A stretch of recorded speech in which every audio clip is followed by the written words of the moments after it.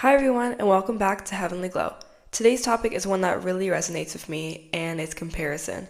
If you've been caught in the cycle of comparing yourself to others and feeling like you're never enough, then this episode is for you.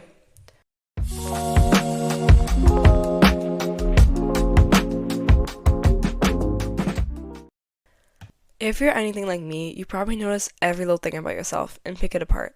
I'll be honest, I do this all the time. I'll see a girl with perfect makeup or flawless skin and start wishing I looked like her. For years, one of my biggest struggles has been my acne. It's something that has really affected how I see myself, and honestly, it can be exhausting. If you've ever dealt with acne, you know it's not just about your skin. It can eat away at your confidence and joy. Comparison is something I still battle with daily, and I think most of us have at some point, whether you've looked at someone else's life, their body, their relationship, or even their success. We all know that feeling of wishing we had what someone else has. But here's something God has been gently teaching me. He made each and every one of us beautifully and intentionally. When we look in the mirror, tears in our eyes, wishing we looked different, it actually breaks His heart, because He created us in His image, perfectly unique.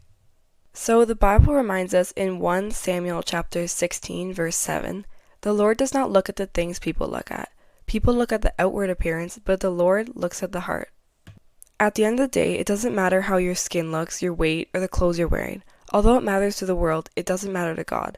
God cares about your heart. Do you produce the fruit? Kindness, love, patience?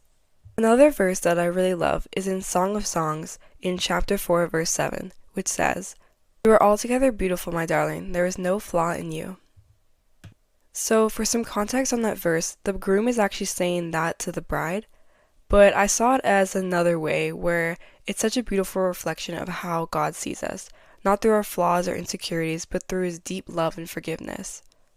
It's also the same way as how Jesus sees us. Because of His grace and the sacrifice He made on the cross, we're seen as pure and whole, not because we're perfect in ourselves, but because we're perfectly loved by the God who created us. So how can we actually stop comparing ourselves? And for me, one of the most powerful ways has been through prayer. I'll ask God to see myself the way He sees me, which, as we know, is beautifully and perfectly made. When you catch yourself starting to compare, pause and remind yourself, God made me beautifully on purpose. Try to shift your thoughts in that moment. And when you look in the mirror, whether you're washing your face, getting ready, or just passing by, speak kindly to yourself. Compliment the parts of you that you usually criticize. Something I've learned is that people rarely notice our insecurities the way we do. Where you might see acne, scars, or a body you wish looked different, others see a wonderfully made, radiant person, someone created by God with intention and beauty. So this is your reminder that you are deeply loved by God and wonderfully made and perfect in His eyes. Instead of focusing on what you think is wrong with yourself, shift your gaze from picking yourself apart to checking your heart, because at the end of the day, that's what matters most.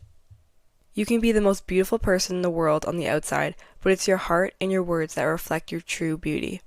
So remember to always be kind and treat yourself well, not just others, but yourself. And work on really being like Jesus, where you produce the fruit.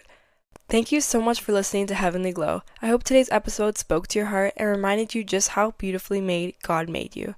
Make sure to follow me on YouTube, TikTok, and Instagram. May God bless you, and I hope you have an amazing rest of your day or night wherever you're listening from.